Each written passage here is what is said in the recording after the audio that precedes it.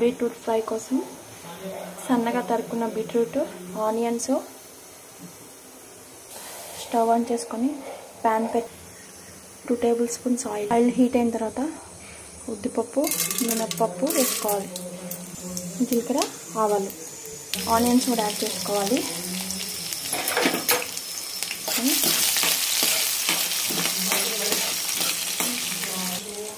ఎల్లుల్లిపాయ కూడా యాడ్ చేసుకోవాలి.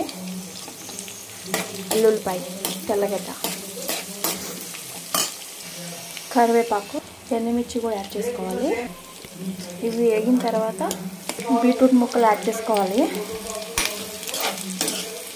కొంచెం పసుపు, చిటికెడు పసుపు.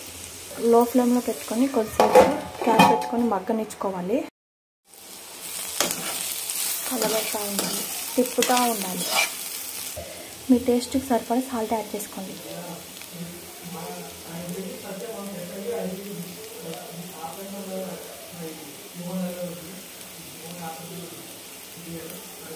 క్యాప్ పెట్టుకోండి, ఉడకనివ్వండి.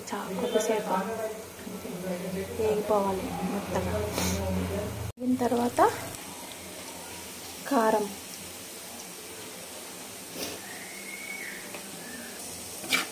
వేసుకొని తిప్పుకోవాలి.